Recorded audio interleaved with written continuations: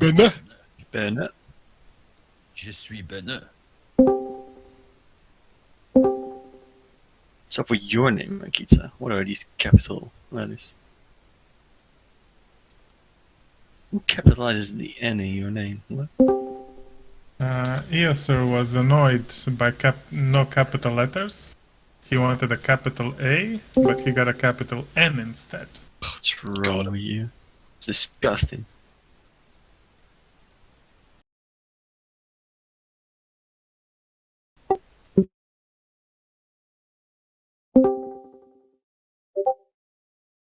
Sup, nerds? He. Completely forgot about this, totally. Mm-hmm. I actually did. I just saw the live stream, I was like, oh. No Please. way you forget this. Oh, definitely, I forgot that. I was thinking, what am I gonna eat now today?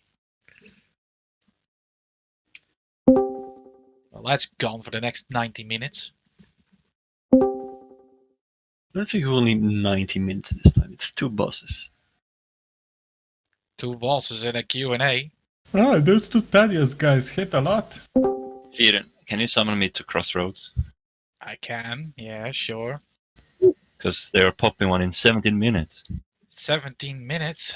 Oh, not. 70 minutes? 1-7. Well, that means Fuck, that my hours. account was blocked due to What? this behavior. Really? What is going on? Yeah, and I don't have any email regarding this subject. No, no. Might be Aye, bug. aye, aye. People have like no. Were you hanging out with Fearon too much? What the fuck? Don't let Blizzard see this Discord. Is it different IP logs on. main account?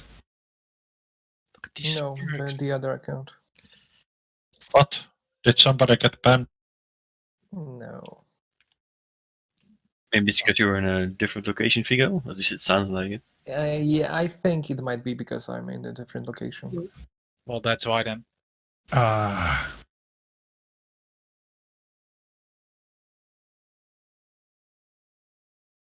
Crap.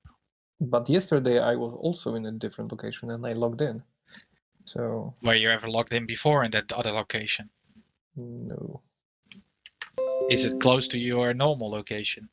Nope, it's far. But I often use also the VPN clients, so that's not an issue, and that was never an issue. Fuck knows. I'm not fully live ready, so bro. Okay. Oh wait, Oh, wait. just invite me the other one, the WeClick whatever. WeClicks. It's a WeClick rent, yeah. Oh, well. Oh, yeah. Hang on. I'll get you in. Discord stream when? Let's go. So needy. Like, come on, Lesko. Let's go, please. Get it together. Fine. Stop, alright? Oh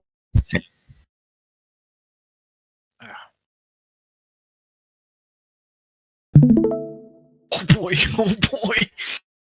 Best day ever. There's no donate button. Unlucky. Alright, let's start, shall we? Jesus Christ, why is everyone in a different group, people? I don't know. What the fuck is wrong with you? God Sorry, damn. what, Yogi? Like they're clicking in Crossroads and everyone is in a different group? Do you need a minute to summon before you start? I'm furious. Jesus Christ. Okay, I got it. Any pixels? Oh my god, guess I'm joining yours then, for fuck's sake. Yeah, don't mind, because it's getting annoying. It's getting confusing now. Aye, aye, aye. Dios mío. You were inviting my clickers while I was inviting Santa my... Maria. One joined the one group and the other joined the other. Ah. Okay, my account is unblocked now. I can summon you. We're fine. Just let us know when you're done, please, so we can start in peace. Hope that's the only one, then I'm getting a drink.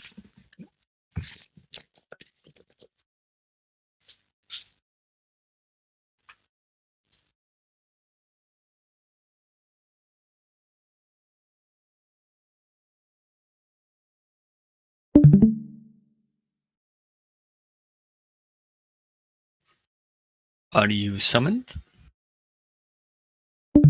Yes. Byogi? Yeah, I am. Alright, once Firen's here, we'll start. We're doing the buffing after the. Yes, afterwards we'll pop a heart and a head. Also, sack farming. Ay, ay, ay. Is Aye, Dove aye, aye. here? No. Okay, I might need someone to pop horse. I have my warrior, I think. Unless someone, a caster wants to pop it, of course.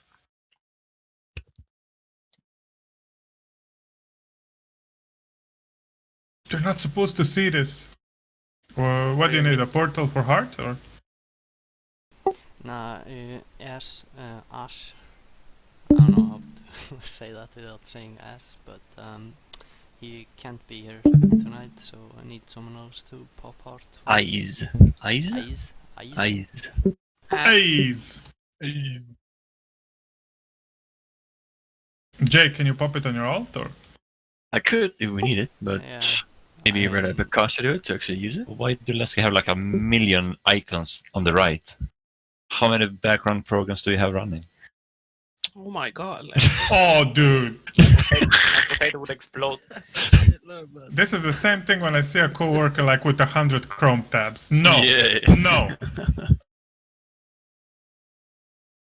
I can't go I did. over. What's wrong with 100 Chrome tabs? I mean, there's nothing wrong with 100 Chrome tabs for that amount of icons on See? the right.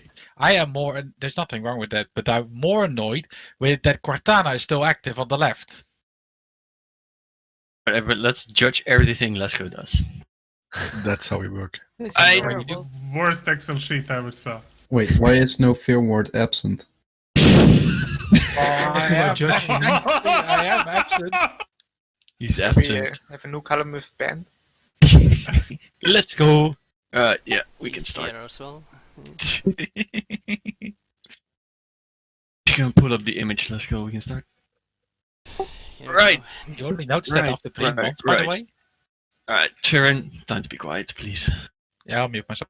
All right, before the fight, before we even start, there's a few things that need to go over. Harloon, Byogi, whoever's tanking the boss, I think you should gear pretty defensively. Like Sephiroth, Which you boss, see the Sephiroth? yeah Sephiroth. As you see the chart that Lanu posted, this is like the hardest hitting boss in the game. Yeah, I Except Hateful did. Strikes. But I still disagree with using tier 2 over tier 2.5 because Yeah, it's that's only. fine. Yeah, but I'll be gearing for stamina and agility over stamina and defense, which is tier 2. So I'll be pretty defensive and I'll use the stone shield and an actual shield. Stone shields and use your shield. That should be good. Yeah, enough. yeah, should be pretty good. Warriors, I know you love your diamond flash set. Please don't pop it too late and get stuck in combat in your blue dress. The first time we go into Sephiroth, he'll do a little animation.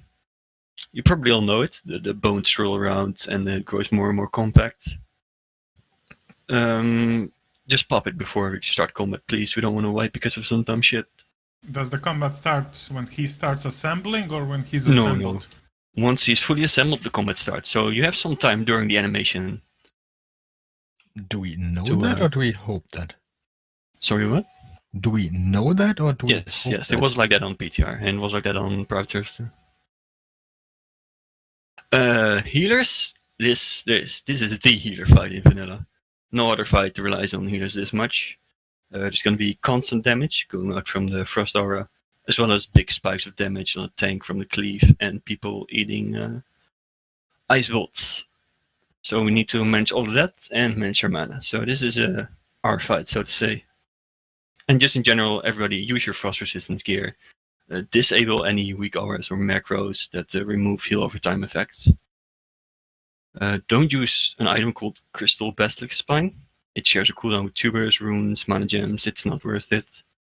And the first kill of Sephiroth that we'll do tomorrow will be the hardest we have. Every week we'll get more and more Frost Resistance gear from Nexramas and crafting into the raid, and it will make it a lot easier over the weeks. Sephiroth has two phases, a land phase and an air phase.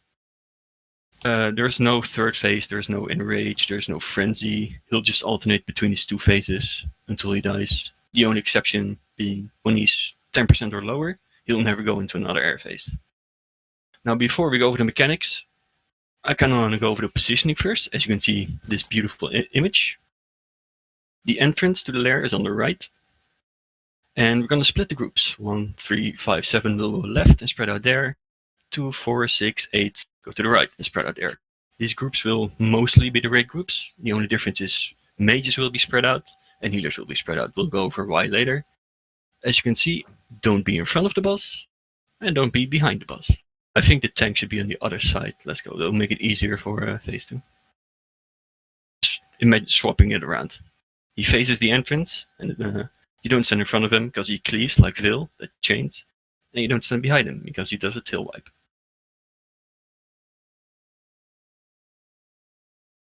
Yeah. Is that positioning clear for everyone? This is for the land phase. And then, once we have an air phase, he goes up into the air every, I believe, 60 seconds, every minute. Some say it's 75 seconds, some say it's 50 seconds. It's about a minute. We go into an air phase. The air phase always lasts 30 seconds. Once we have an air phase, you can draw an imaginary line through the middle, from like 4 to 3. We'll all rotate over to the entrance side and spread out in a half circle. We all need to be 10 yards apart. So again, once the air phase lands, we draw a line through the middle and we stick to the right side in half a circle, spread out.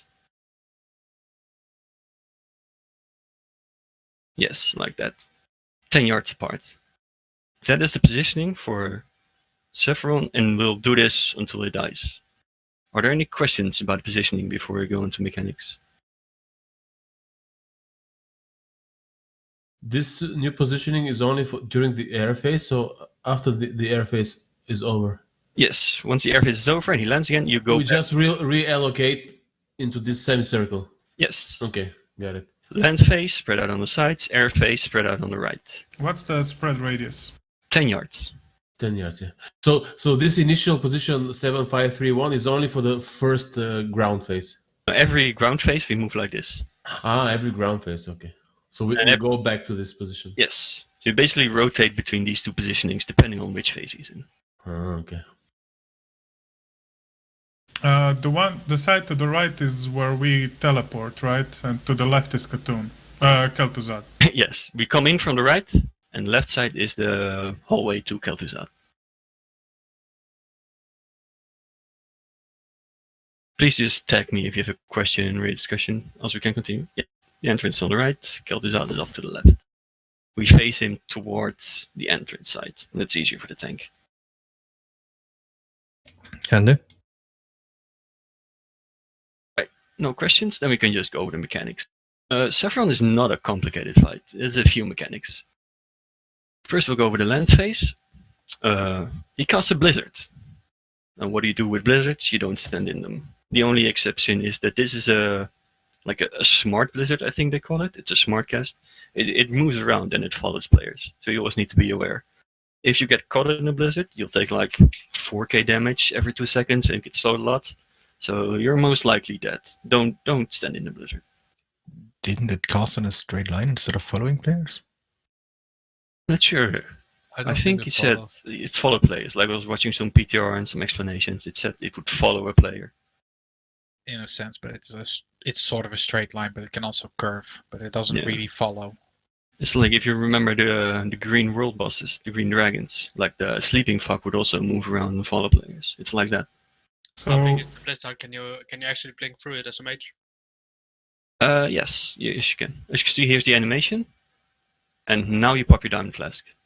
You switch to your normal gear, and there's Sephiron. So as you can see, you have some time to do it. Do you know for certain it's not in fight already? Yes, I'm 100% sure. And if not, well, first wipes on me. What can you do? Implying we don't wipe on Forza. For Sephiron life. Right, the second mechanic in the land phase. Keep in mind, all these mechanics are exclusive to their own phase. He will never cast Blizzard once it's in there. The second mechanic is Drain Life. Drain Life is the reason we spread out our mages throughout the groups. This is a curse that, well, clearly drains life from the player and heals Saffron for 4 to 5k every tick that goes through per player. So if we don't decurse this, not only will players die, Saffron will also heal for thousands and thousands of damage. So mages and druids, your first priority is absolutely to decurse your own group. Get it done ASAP. And as said, don't stand behind him, he has a tail whip, and don't stand in front of him, he has a chaining cleave, like Phil does. I actually don't even think he has a tail whip. He does, I think. Yeah, he does. I think he does. As you can see, all the No, melee yeah, are just staying on the side, away from the tank who's in front. Right. They were just standing like behind him. I saw yesterday Dras getting. Sal Daly was watching Baker's video and they were knocked back Yep. a huge amount. So, but But you that's see- private service. PTR, I guess we need to check. The melee are just always off to the side. Alright, and then every minute or so we get an air phase. What do we do in an air phase? We move to the entrance side, we spread it in half a circle, 10 yards apart, and Saffron will select 5 players to randomly throw an ice bolt to. This ice bolt does about 4k frost damage, and as you could just see, it puts the player in an ice tomb. Keep in mind, he does this to 5 players, and after the 5th tomb, he drops an ice bomb. What the ice bomb does, it will slowly drop, and once it hits the ground, it will one-shot every player currently not hiding behind an ice tomb. So what we're going to do, we're going to stay spread, we're going to wait, and after about 3 ice tombs, you should start moving behind one. If there's no ice tomb near you, you should start moving around the 3rd ice bolt that lands. And obviously during the air phase, you can just look around you, you can see where the ice tombs are, you can kind of guess how far you need to run. And if you are not line of sight behind them, when the ice bomb drops, you get one shot. And then after 30 seconds, after the bomb is landed, he will land again and we'll go to another land phase. Sorry, but is this shitty graphics? Isn't Yeah, it? it's private It's like server. private Yeah. server shit. Perhaps all that kind of buggy animate. The fight worked, but its animations were also kind of wonky. And that's all of Saffron. It's not a complicated fight, as you can see, but it's just high damage for the healers to take. There's constant AoE damage going on.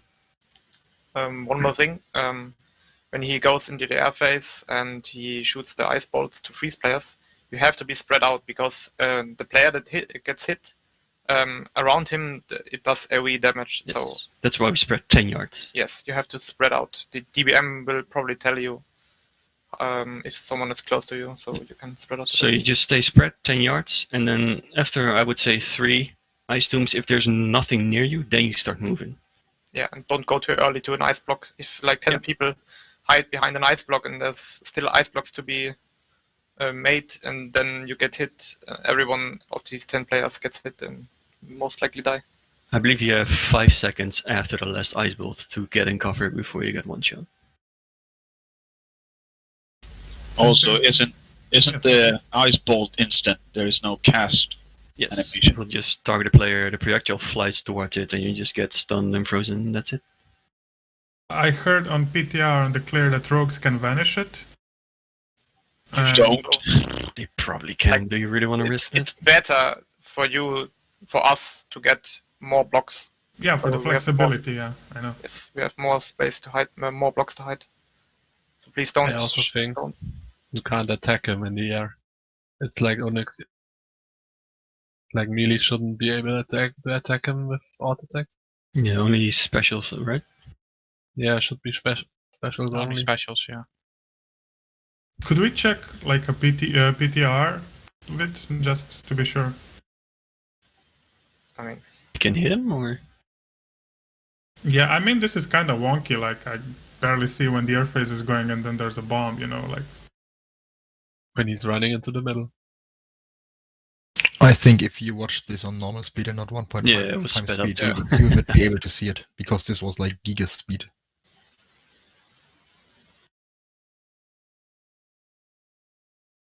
How many hours did they spend wiping on? 8 hours. 8 hours. Boy. Yeah, this is a tank point of view, so I don't know how much better that is. It's better because he stops hitting the tank. Are there any questions about this fight? There's not many mechanics, but you need to do them properly. I don't think Petriflash actually Please saves don't you speed here. it up.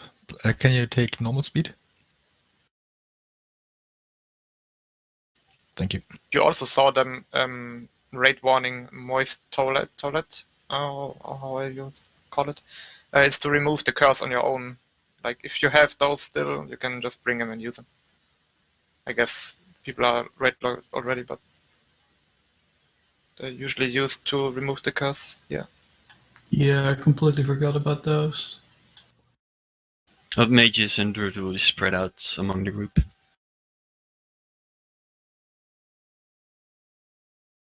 So we start pre-popping with a greater frost protection. Yes. And Melee then, will probably. right before the fight, do we pop a magic resistance? Or If you're not in a Unless you paladin have a group. paladin, yeah, sorry. If you're not in a paladin group, yes. okay. And then if the frost protection runs out, but the pot cooldown is still on, we use another. We use the ice deflector, I guess. If you have those with you, yeah, you can use them. Okay. I would You use see, them if he's they are going into the just, middle, and then he stops attacking the tank, and then usually does the flying animation. Yeah, you should do the flying animation. Right? No, I mean, but their melee are all, like, you see, 2 stacked and things like that. Maybe it's not a smart thing to do if on PTR you can't hit him in the fly. That's why I thought, like, maybe a PTR with... Are there like threat resets? No. Like when we No. have a Fatigue Night? Just have to manage it. Okay. Is it confirmed for Might the have to extra? drop. Is it confirmed for the extra 1% for double stacks? Yes. It is. Like non-noticeable, really. As for healers, you'll be either assigned to healing the tank or healing your own group. It'll be on the shit.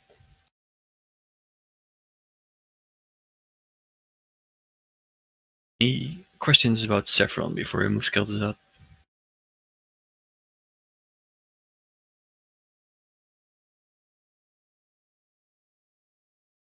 No? Take it away, let's go. Alright. Okay, so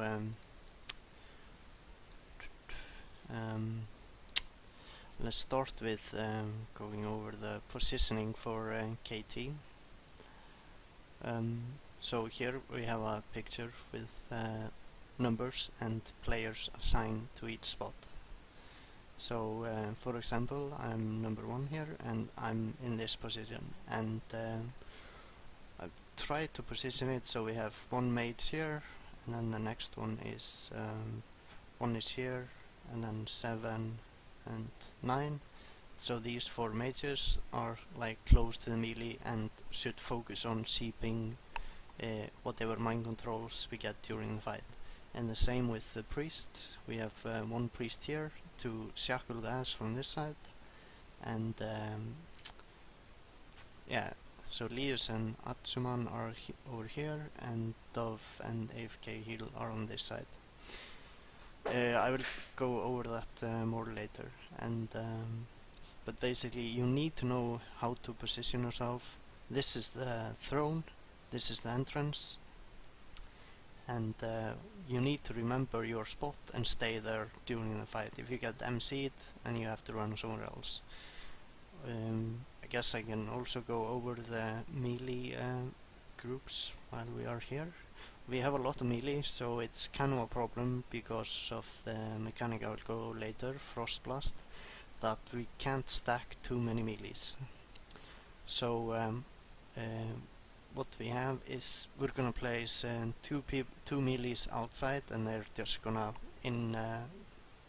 like Kelf's first phase, they're just gonna stay out and just like look at the fight until the ads come, and that is Easy Clap and Benny Bones. They're gonna be responsible for picking up the ads and kiting them around the room for the last 40%.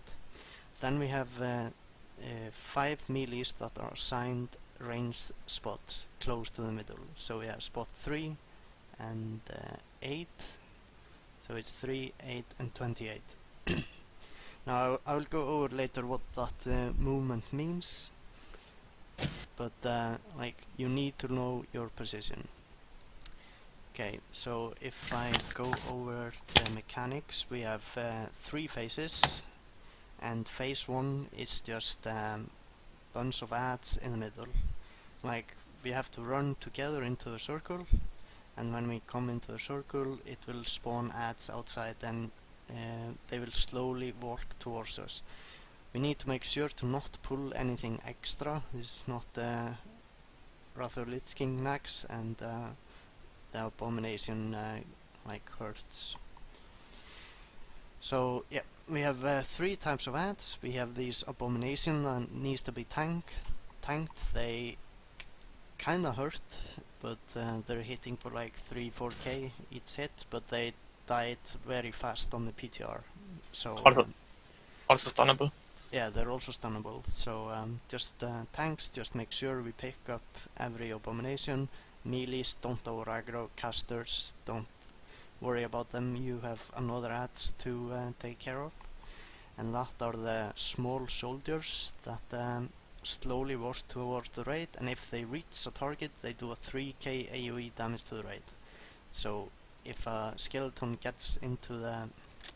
turn so fast.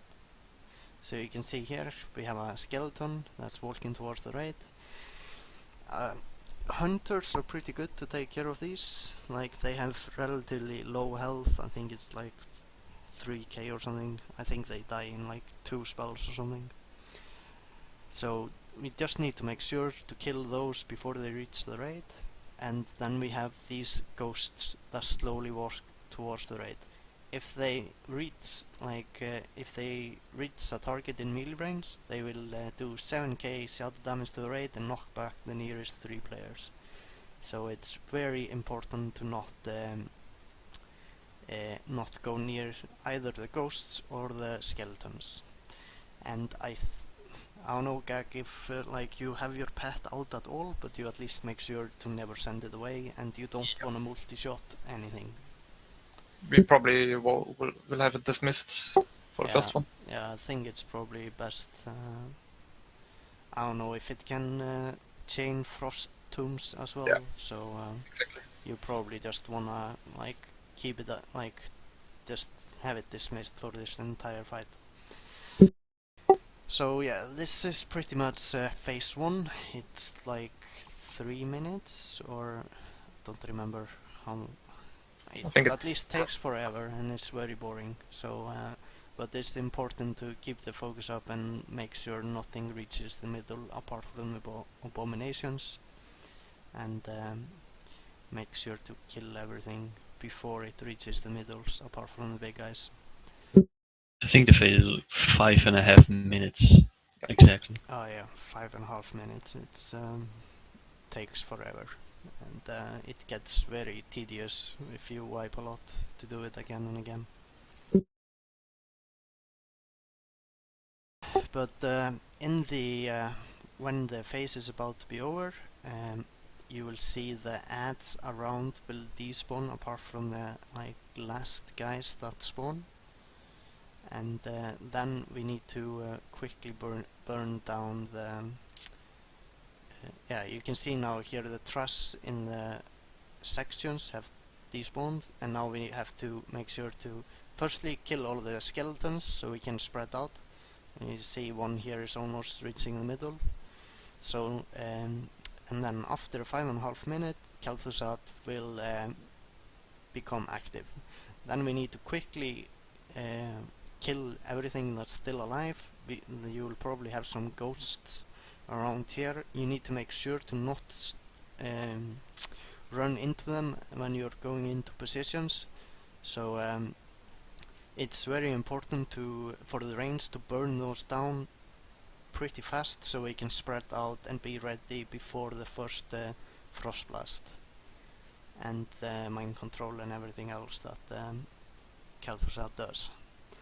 So in phase 2, he has a couple of abilities.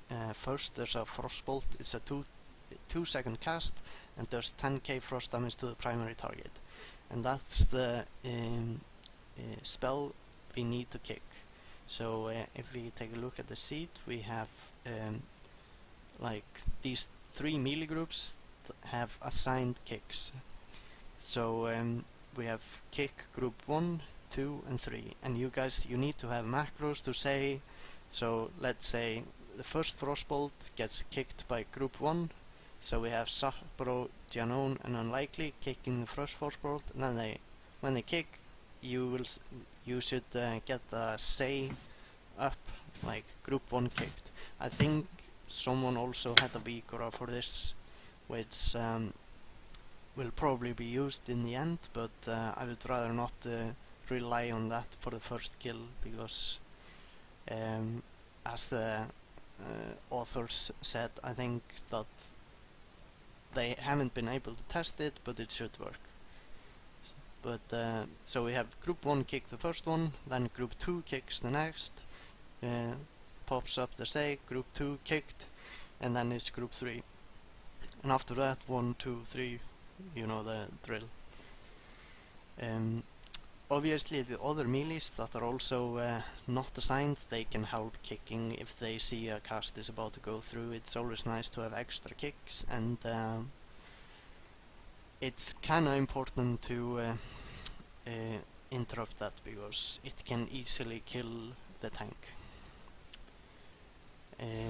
The second ability he has is a Frostbolt volley that can't be kicked, and it does around 3k frost damage to the entire raid and reduces the movement speed.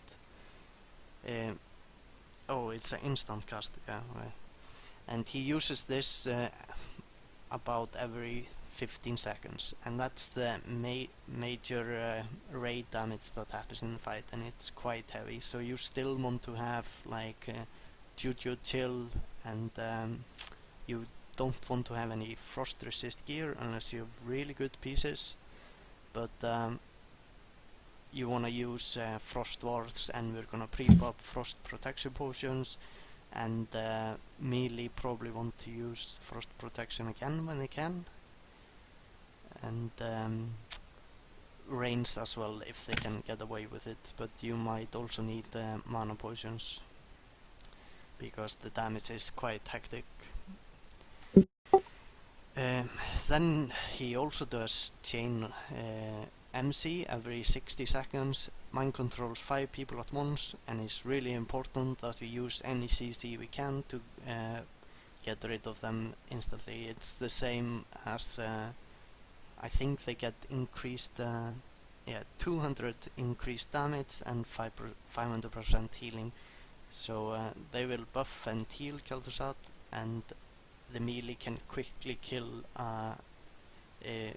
DPS if they're not CC'd. They do a lot of damage. Do we have a paladin assigned to stun them? Don't have a paladin designed to stun because the range on it is quite low.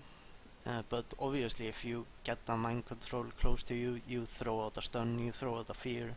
And we also have, like I said, we have the mages spread out, so there should always be one mage in range, and also the warlocks are spread out, and the paladins. Like, we should have CC available at every position, and it's important to get them out, get them off as soon as you can. You want a same macro for that as well, so you don't do 2 sheeps? I don't think it would help, because yeah, it's just do it like we do it on Skyrim. Yeah, you kinda just have to like, you can usually get people under control pretty quickly. If you see someone sheep, you sheep someone else. Like, we're probably not close enough to like have all the says up, and if everyone is seizing at the same time, it's probably just gonna confuse if you have multiple messages popping off. One of the problems with this MC is that he can also MC the main tank, and that's always does it. Always does. does. Does he always do it? Yes. Yep. Wait, what happened? And it's a threat wipe. No, it's a threat wipe too. Yep. He mind controls 5 people, including always the current highest threat, and it completely resets threat, raid-wide. Yes. That's why you usually stop DPS before MC. So both the main tank and Sometimes. off tank can be mind controlled. Yep. If you're really unlucky, like 3 tanks get mind controlled, 4 tanks get mind controlled. Guess we have warriors shield on. Yeah.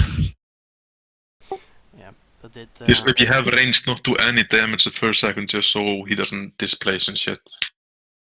Yeah.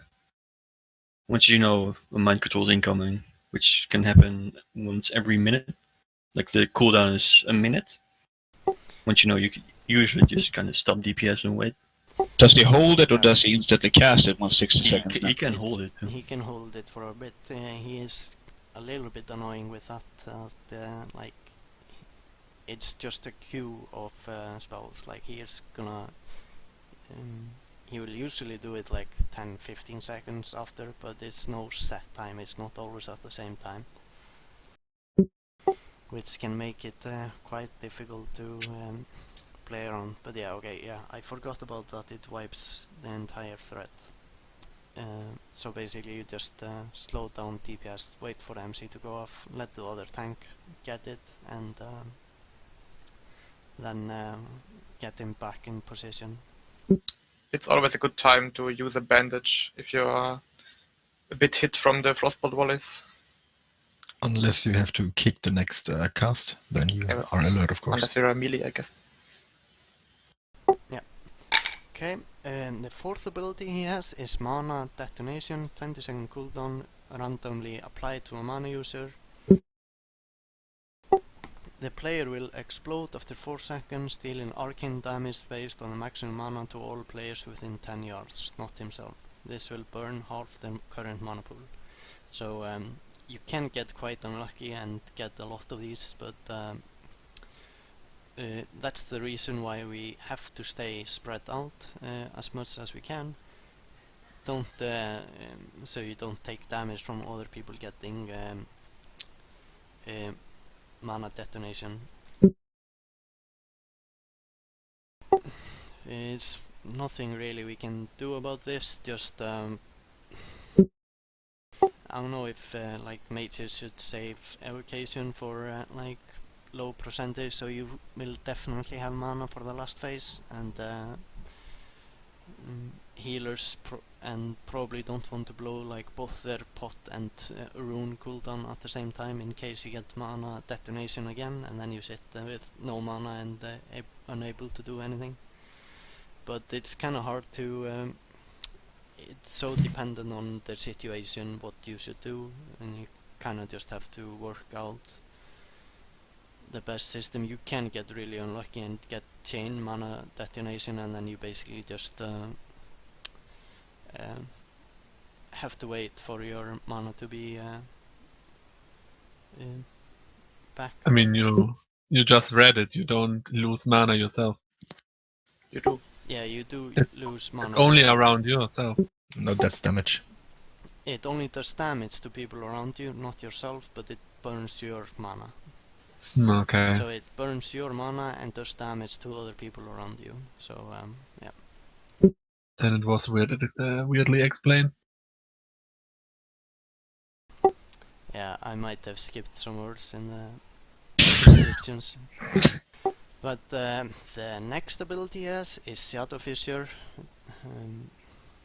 Is it just 10-second cooldown? I thought it was more.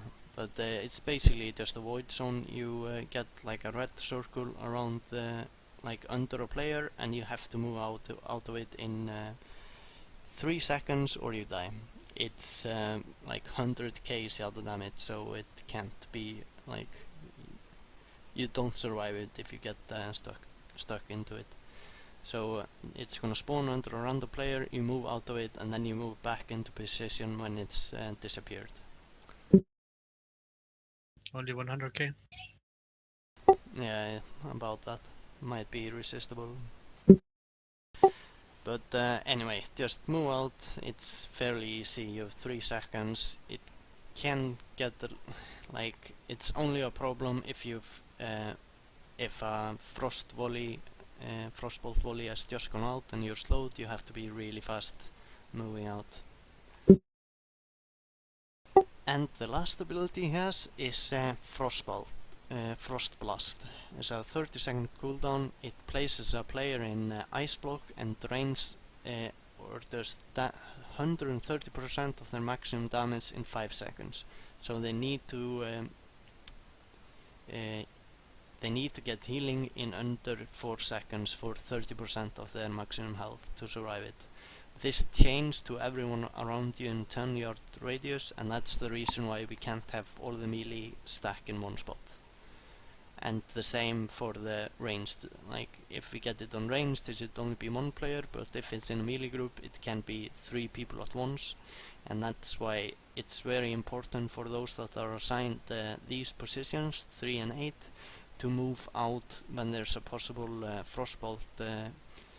When he's able to cast frostbolt, you just have to move out to your ranged position and wait there until a frost blast has gone out. We can see this here when they start the fight. You can see here he's positioning himself here in 4 groups. Here you can see the void zone just spawned here, move out of it, then move back when it's over.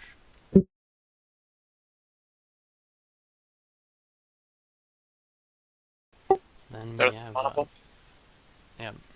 Just like blue whirling circle. Yeah. Okay. Now we're getting a possible frostbolt in 5 seconds. You can see 4 seconds before, 2 of them move out and they stay here until a frostbolt has gone out. It just went out here, it gets cold in TS, and then you can move back. Is it counterspellable as well as kicked? No. No. You can't Frost Blast? All No, of you can't do these anything about it. are like instant cast. Yeah, you can't do anything about it.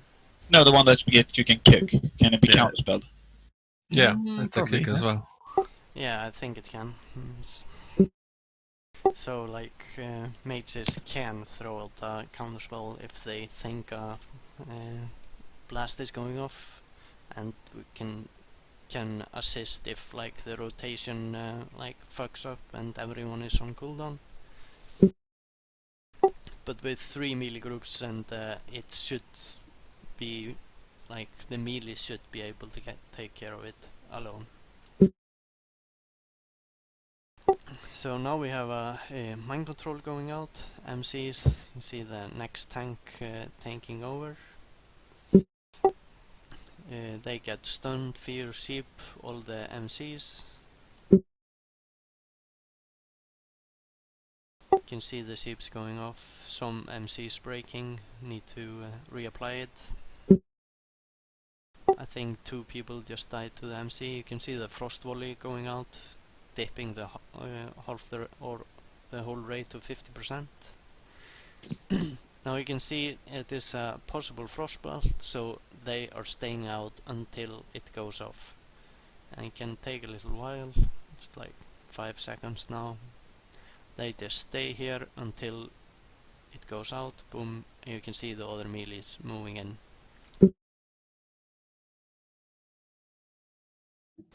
Now this is the fight until 40%. Just handle the MCs, make sure you're spread out for the detonation and the frostbolt. Possible MC coming out, it's gonna MC the main tank and 4 other people. Another frostbolt incoming, they move out. Like this, for the melee, this positioning is really important to do correctly, because it's very hard for the healers to save 5 people at the same time. 3 people is already stretching it to get it done correctly.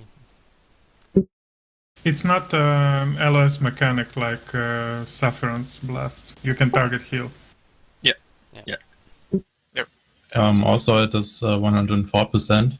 So if warriors are not standing at the boss, they can destand and will survive even if they don't get healed. Is it just 104? No, it should be 130. Yeah. I can check again, but pretty sure it's 1.4. Was that in ref, maybe? No, At I least saw these some PTR data. notes I found for it, and like the info I found was 130%.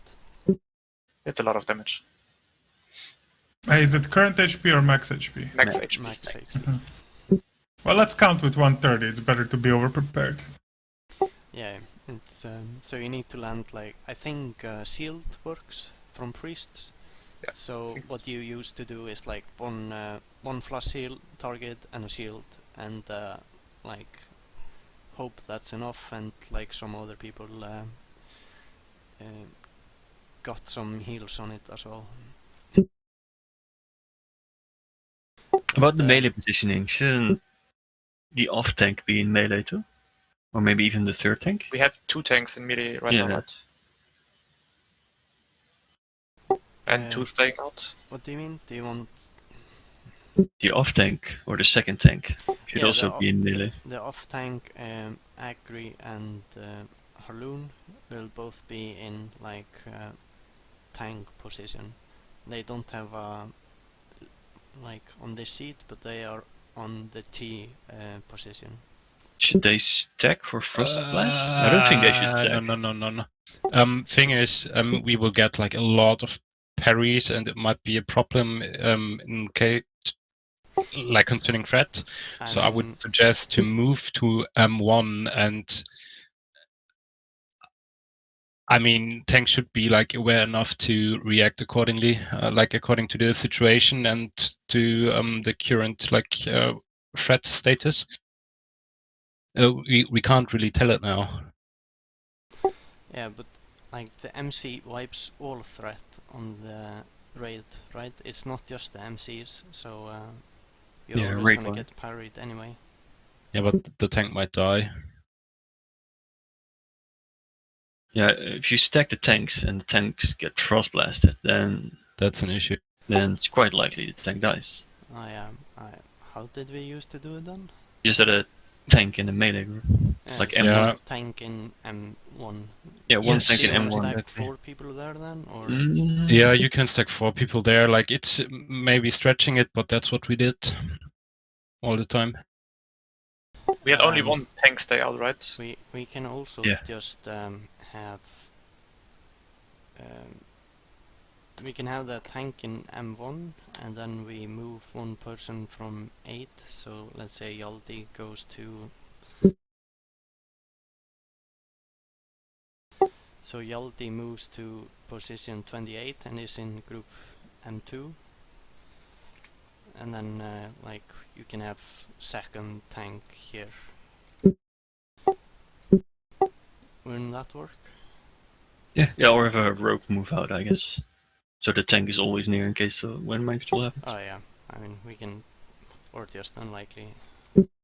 Yeah, that works too. So you have 3 melee DPS moving out, in and out of Frostblast, and the tanks are always ready to pick it up. Unlikely is an M3 though, not an M2. Oh yeah, I always look at the seat. Just keep it like this, it's okay.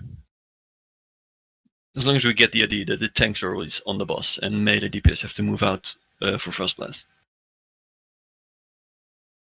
That's still M3. I don't know how oh close. My God, I'm retarded. Like the groups. I don't know how close you have to be on 6J. There's probably enough room like to squeeze someone in between this T756 somewhere.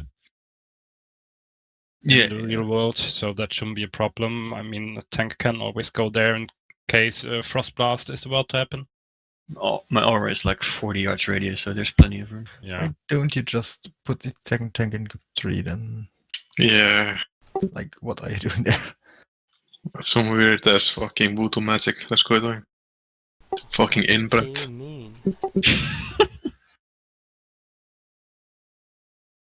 And the last guy was. I was going to ask if the red ones were those automatically would die no matter the what. They're all dead. I can't fucking type this name correctly. I struggle with it every week. Scroll up. It said if you scroll up a little bit, it tells you that the name is missing. Did you steal my helper? No. Did you copy paste my helper that I made for AQ? I made it myself. Okay, I'm sure you did. Inspired by yours. Go. I'll do it. Go away. Let's go. Go away. Yeah, okay. Sockets will fix it. But, okay, so phase 3 starts when he hits 40%. So, as you can see here, they hit 42% or something, and they all stop attacking. That's because we want to wait for the mind control and, like, best scenario if we get both mind control and frostbolt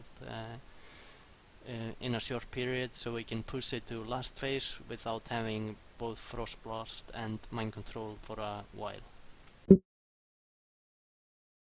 So as you can see here, they get they're waiting for the frostbolt, mind control going out. Boss is on 41%. No one is attacking. They're just waiting.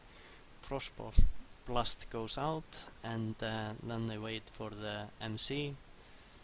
That happens now, and then they start pushing the boss. And you can see, like here, he just goes and like destroys mates, I think. No, it's a priest.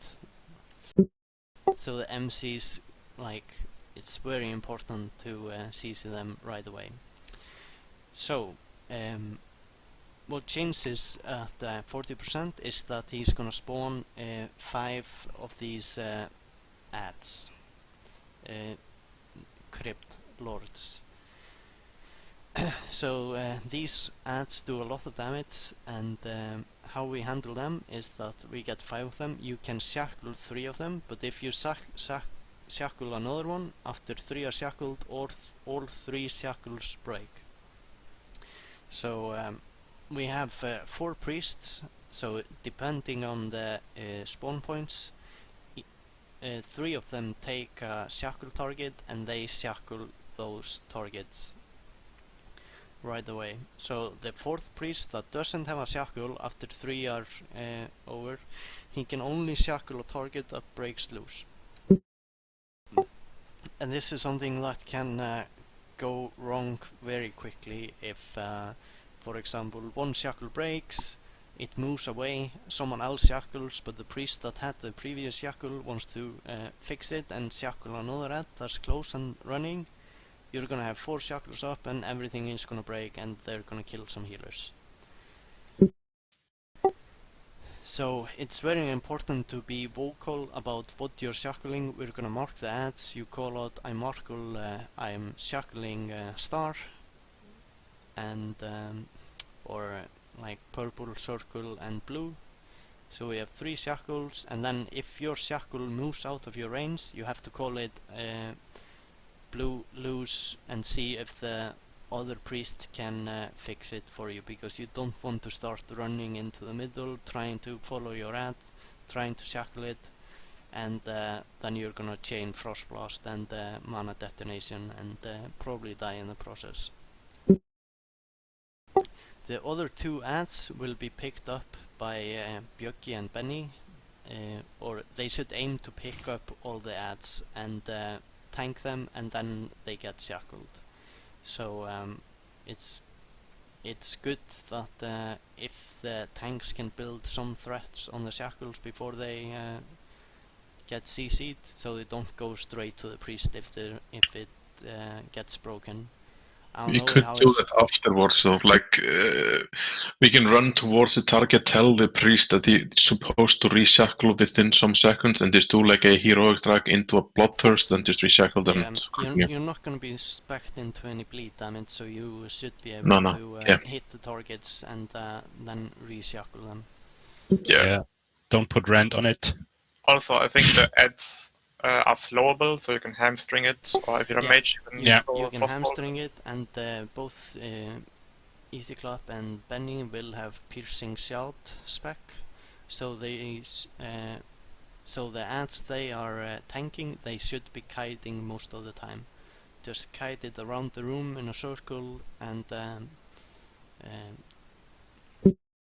I don't think you probably want to try to run between or like onto people instead of running in between, so you're not linking.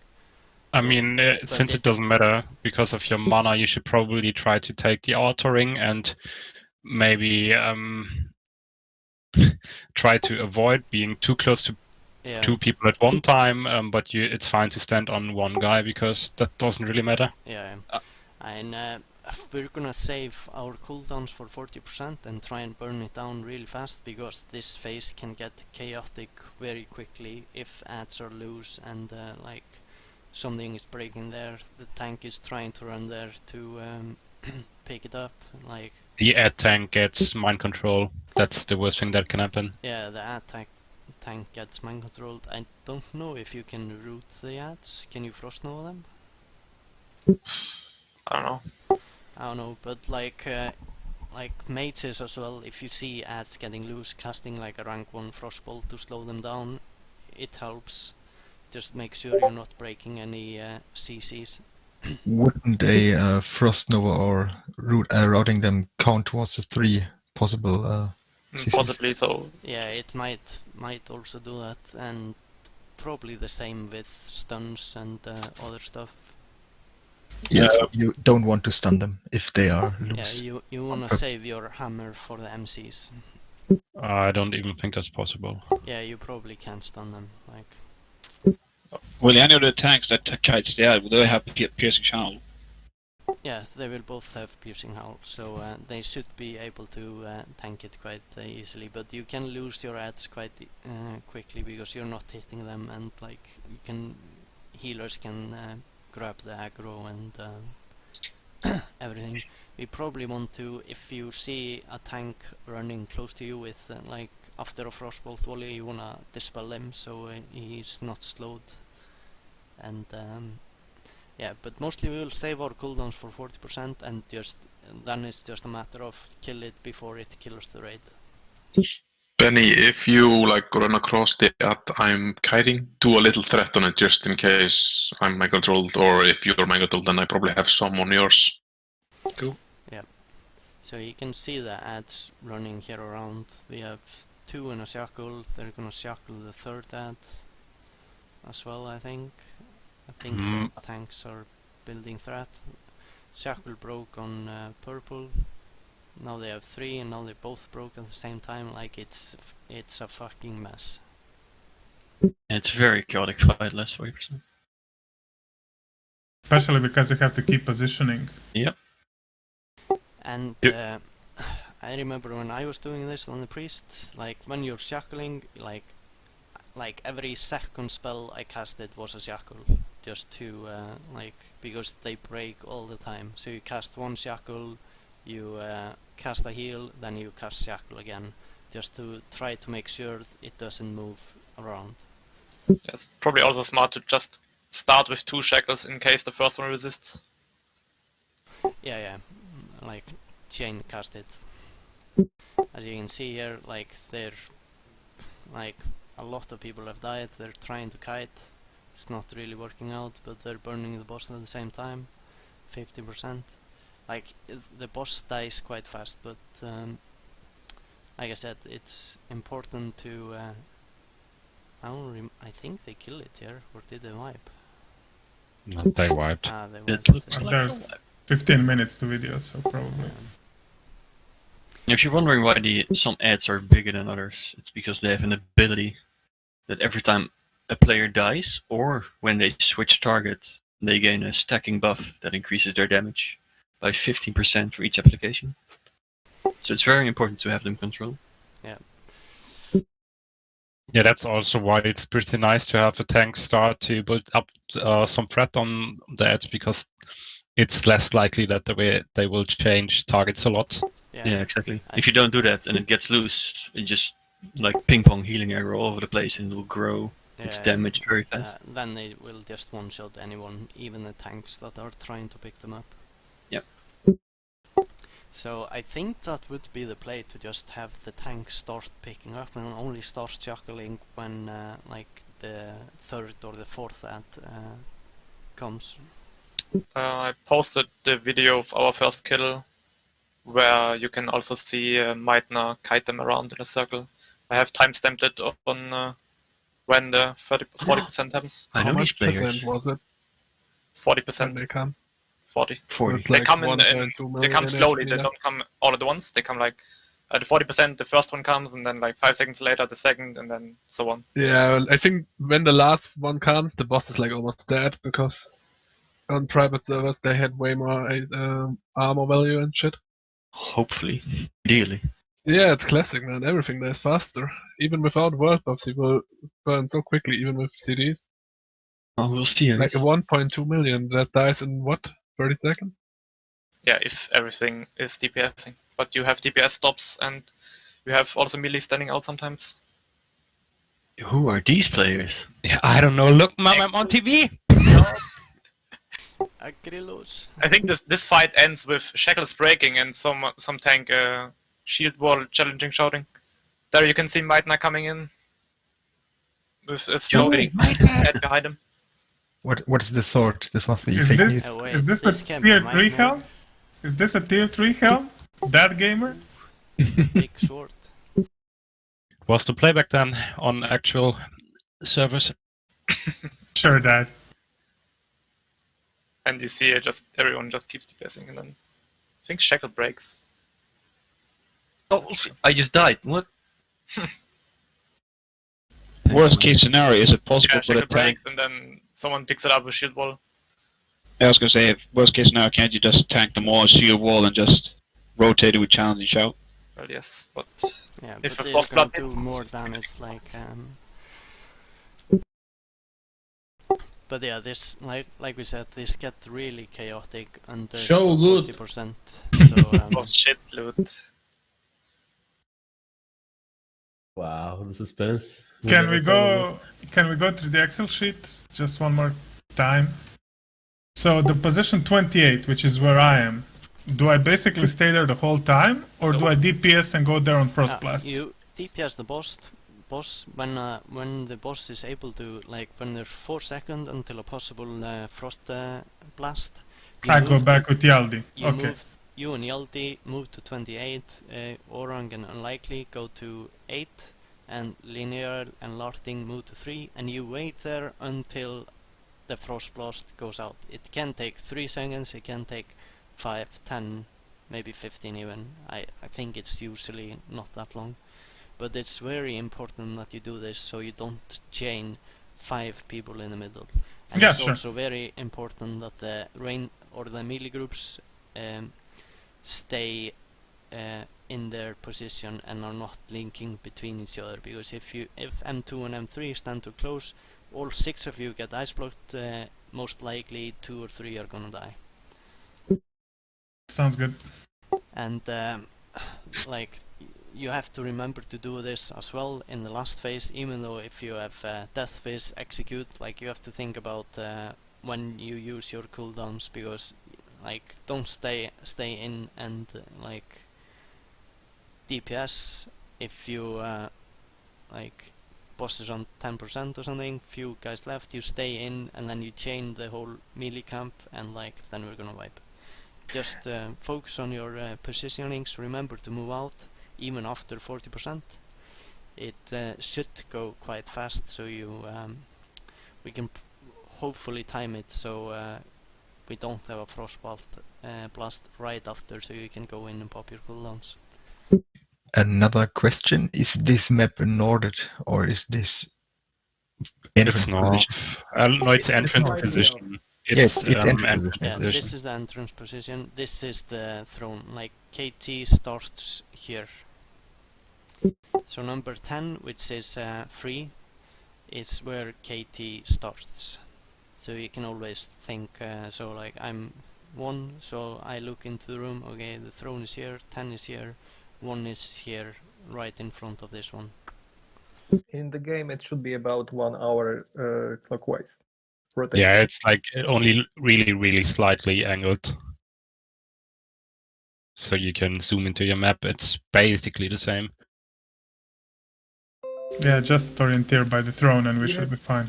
You have the squares and the pointy things around, so that should be your locations. that's something you should pay attention to.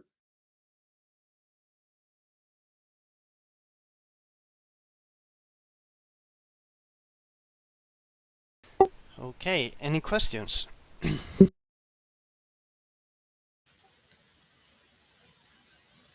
If there's nothing left for KT, I have a question for Horseman. And the DPS group. I wanna. Oh, sorry. Yeah, no. I have I have something to say about the first phase in KT. At KT, I've noticed, especially when the small skeletons, healers are helping a lot. Especially, I've seen priests smiting, wanding, and whatnot. Especially when ranged, they're busy killing the banshees. Healers have to help killing the small skeletons. Yeah, that's correct, actually. Mhm. Gotcha. Yeah, I'll go Paladins bear can- form and charge out. No, but because when there is not a big guy abomination in the melee, there isn't much to do, to be honest, for healers. Yeah. They have to help on the skeletons when there is a banshee, of course. Yeah, that's correct. So priests can smite the. Yeah, I've seen a lot of smiting and wanding. You can also shackle them technically, but it's not- Yeah, but it's not that. I don't think it will be needed. But Yeah. of course, but if there is a one who is actually going inside the raid, it will be very good if a priest actually jumps in and shackle him. Yeah, I remember when we were in Rising and doing the first phase, like I was just running around on my priest, just DPSing skeletons. Yep. Let the mages cast on them banshees, take care of the skeletons. Like you have nothing else to do. The paladins can easily take care of the tank that's tanking the abomination. You just stand around casting smite. Just don't please. Yeah, as Paladin, our only DPS really is exorcism on the little guys you can use, but that's about it. Also, don't Pepega on the eyeballs. Like, they do 3.4k damage on tanks. Yeah, So don't they over will aggro. One shot basically almost everything else. And maybe two shot like a Fury Warrior. Ready check incoming. I don't know how it works on Classic. You see here, you don't want to move into the middle until like like everyone is here. Because if you pull while people are still standing here, you're gonna pull like all of this and like so you can see it fucking hurts. You almost handled it. You should have taken. Yeah, do the sounds. Who are these fucking I idiots? think you can hear Ready check incoming. and laughing here. Well, Josh. Fuck. That was close. Oh shit. What the fuck? Just wipe it. Let's kill them. I kill all. Kill them. I don't love Skeletons. Melee move. Melee move. Yeah. There's no way we can kill him. Somebody wanted to ask something about another boss. Yeah, I was asking about DPS positions for Horseman because there's nothing in the sheet yet. Yeah. I also wanted to ask. We have a horse rotation, but didn't we say horse save that we're gonna do? Yeah, I've discussed with Alun a bit last night, and in an ideal world, you want to be in the safe spot and wait till the other tank has a certain amount of stacks to go there and take over. But there might be a situation where you just finish very, very late on the boss because the tank after you resists the towns all the time. Like because he doesn't have the dead gamer force at tier 3 because it's trashed and useless. Then there might be a situation where you have to go directly to your next tanking target because the tank you should pick up from has very, very high stacks and you're the only guy that doesn't have the stacks anymore because they are still running out on the other tanks. You always have to like target, for example, like the other target when you're running away, like your other tank target, and check, okay, what's the stack count on the current tank? Right, that's quite important, but you get used to it like really early. Also, you can use real more effectively then because you have same difference time difference between changes. So you should actually be able to use it every turn, I think. Real? I don't know, how long is the cooldown? You should use 1:15. it. Yeah, I'd say if you're at the entrance part of a horseman, you always use it on Mograine. It will be off cooldown the next time you're there. And if you're on the other side, then you use it when you need it. Like that would be my suggestion. Yeah, like I think the real cooldown is 1 minute 15, Yes. and marks pop every 12 seconds or something. Yeah, and So you have it every second horse. Yeah, the last time it got refreshed, it's I think the same amount of seconds actually. Oh no, slightly higher, 85. I think it's 85 seconds. Not sure. So you do rotation every 6 marks, so it's it almost works out. Yeah. 5 seconds off. But wait, do we do save horse or horse save? Depends on the stacks on the second tank target you got. You always go to the safe spot after a horse. And after safe spot, you always get to the horse. So So it's horse save horse. yeah, check the sheets. Yeah, the sheet said horse save horse, but I thought we talked about horse save. Yeah, if you have to ask, just do it how it's in the sheet. I'd say. I mean, if you play it 1 or 2 times, then you will notice that it's sometimes better to go the shorter route to the second target instead of going back to the middle to the safe spot, because for you it's totally you don't have to care about the stack unless you might get an additional stack when running in if you wouldn't go to the safe spot. Like you have to juggle around with your DBM and with your cooldowns and with the stacks of the other tank a bit to have it smoothly. It's a bit hard to explain, but once you play it, you get used to it pretty fast.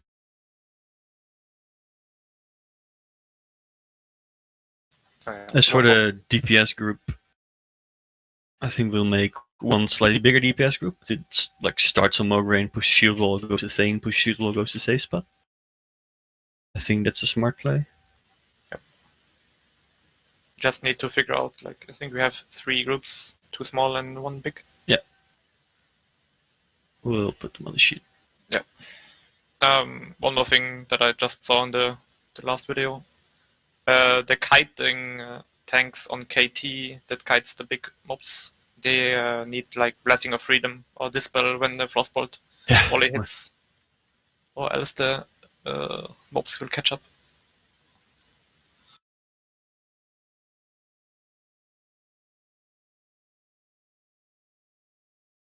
I mean, are any of the Browns not tanking on... Yes. One of them is not tanking on Horseman. It's unlikely. Be 2, right? I'm also not tanking. We got 10 and warriors? One more. Then it's 2. Like we have 8 warriors tanking. That's. It's Pele, Linurial, and unlikely. Oh, 3 actually. Yes. Oh. Wasn't Lenorial like in the bottom of the sheet? Shooter. As a shouter. We have 12 warriors though. Yeah, it's 4 then. So it's 1, 2. It's unlikely Orang, Lindoriel, and Pellet.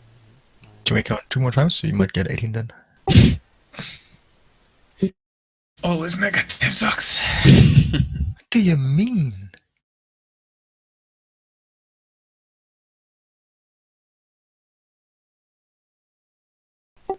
So it's about 18 DPSers. So it's three groups of 6. Should on 4 Horsemen and Patchwork, should I be using shield or dual wield, or is it just like switching in between? Use a shield. Or usually you should use a shield. I mean, you still have to take a look at the threat meter, obviously, but I think that I mean, I was kind of wondering, Yogi and me should be able to dual wield like from time to time if we have really low stacks. That should build enough threat so you can just stay in shield for like all the time or most of the time. Since you're running. I mean, that's what I was kind of thinking. Is you could like disarm dual wield for a bit to build threat, and then switch. The problem is we are running very low on healers. We only 10 bring healers. 10 healers. Yeah. That's super low, and I don't think that's a smart idea to do. So you might have like one healer on you at some points in the fight, and you wouldn't notice that really. You might not be able to see it. Just use the shield. Just use the shield, yes. Yeah. And DPS should just look at their threat. Yeah, and if you're tanking on the other side of the room, like the back side of it, then please make sure to have like the best tank gear you got. Like just put it on as much mitigation as you can have, because your DPS in that fight won't matter anymore. Your only purpose is tanking on 4 horsemen. The horseman in the front doesn't even hurt that much. Yeah, like if you have a very nice mitigation, a belt, like for example the twins one, just use that over onslaught. Like honestly, because you don't need it in the backside.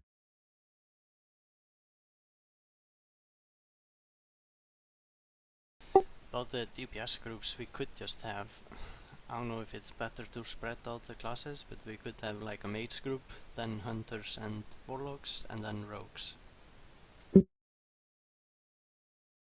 And then at the... I mean, you want to have rogues with warriors to get the shout. Yeah, you also want to spread through Shadara, I think. We could use that add-on. That no one tested. Not even the developer, you mean? Good idea. He tested it. He literally wrote in his Manual on the mode. page. He wrote in Practice the mode. README. He didn't test it. We are usually running like one big group and 2 smaller groups, and the smaller groups are just like really there to prevent the tank to get one shot from Meteor. And the big group is like pushing shield walls and then going to another one, pushing their shield wall, and then going back and killing the first one. So the main group should probably consist out of all the rogues and like the rest of the warriors, and the rest I don't know actually. Yeah, I think that's the best play. I think we could do it like that. It's... The mages do Switch the... side, push to 50, switch side, and so on. Mages and locks do the... What's it called? Lady Blumo? The boss with the... They're also Handle or no? rotating between the front 2 ones until they're dead. Like the back ones are pretty much gonna get ignored until the front ones are dead. Mhm. And then at the end, like melees go on the void zone, Blomo, and then go back to safe and never go to the chaining one, and the range go to the chaining one and to the void zone one. Like on their own. There's Okay. no real rotation going on there anymore. You just go where you can, and then you just chill when you have marks up. Yeah, I mean, there's lots of ways to do it, right? In the Baker speedrun, I think they do triple horse chaining all the time and stuff like that. I really think on every fight we should be more about control than bursting it down as fast as possible. So I think what Gag said would be smart. Like rogues and warriors go on the meteor guy until 50%, then come to the safe spot. Warlocks and hunters stay in the middle. Mages go to the other guy, the Ragnaros type. Stay there until like 3 marks. Then do we have 2 groups in the safe zone at the same time, or do we send the warriors and the rogues straight over to Ragnaros and then go safe zone? I mean, they can go straight over. You have to be take in consideration that you need people on the... to soak the meteor. Yeah, you need like 6-7 people there every time. Sorry? You need like 6 to 7 people, just like 15 to 16k spread among the people. Yeah. So we have like we have 3 warlocks and 3 hunters that start in the middle. The rogues and the warriors go meteor guy. Mages go other guy. Then mages go safe zone, hunters and rogues go meteor guy to soak. Warriors and rogues go to Ragnar's type, DBS. After that we have mages go meteor guy, warlocks and hunters can go Ragnar's guy, and the warriors and rogues go to safe zone and then swap with the mages to burn down the meteor guy. I think that would be the... You also have the healers rotating, so the healers are you have already... 2-3 healers usually with, so we should always have around 8-9 people on the meteor guy. I think that's the simplest way to track it for the first week. Then we can figure out how to optimize it later with having rotate DPS on 3 guys or something like that. Yeah, I mean, so what if it takes 5 minutes? Just we execute it right. Then you need to make sure that you rotate between the 12 seconds and the meteor. Yeah. So the tank is not alone for few seconds and just dies. You never leave before the meteor went out. Like if you see a meteor coming in 5 seconds and you're just on the boss, you wait for the meteor and then you leave. If that means you take another mark, then you take another mark. That's how this. Hunters also go melee, right? To soak. Yeah. You also melee, you go melee on the AQ guys. I think the range of the meteor is far enough. Just have to stand next to the tank or something.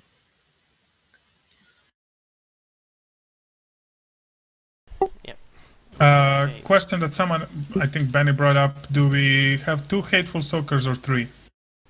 3. Okay, and how will the healing assignments look like? I mean, for 2 hateful soakers, I guess, as I wrote, 2 lay on hands on both of them, and then split 2 for 4 for healing. But for 3, I feel like it could maybe get confusing. I don't know. I'm never healed in my life, so you take over. If this patchwork isn't doing more damage than the patchwork on privates, then this will work out 100%. Yeah, with 3 tanks you have more time to heal each tank before he gets hit again.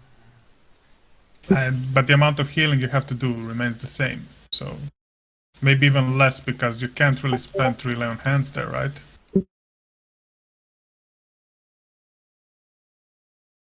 Well, you're either pushing greater heal every 3 seconds on the same target, or you press it every 1 and 1.2 seconds at the same target. Yeah. Yeah, I mean, like you said, it's 3. With 3 tanks, it's the same amount of healing you have to do, but you have more time to do it, because it's spread over. I mean, this can go infinite because, it's just... It's actually less healing because you have more cooldowns and personal Get muted. available. What? Sorry, what'd you say, Ulf? It's actually less healing because the more tanks you put in, the more personal cooldowns you have available. And you have less overheal. Yes. Way less overheal, and therefore you're way more mana efficient.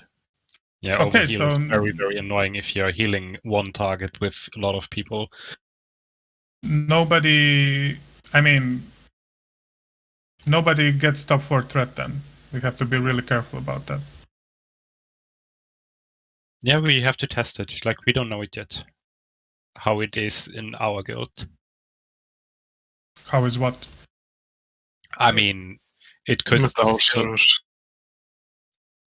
Yeah, I mean, if you're in apes, you probably have a bigger threat problem than we do, usually. Are you saying our DPS is shit? No, I'm not saying our DPS is shit, but there's... Get wrecked, Browns. Probably a bit... Their whole guild is probably better than every one of us. Dude, come on. That's rude. It's literally... Saying our tanks are shit as well. No, I just mean, the initial threat, they're all going with the shield, right? The guy taking 4th hateful will take time to build up aggro because he's not getting rage from anything, and he needs to get that hateful for threat and for rage because he's shield tanking, right? Actually, there was some new theories that the hateful give like threat to the first 4 targets now, except for the target hit. Okay. No, to all of them. 100% proven. Not 100% sure it is. I mean, we're gonna figure out after the first one's like Yeah, wait for 5 Sanders and then we'll see. And 3 Hatefuls.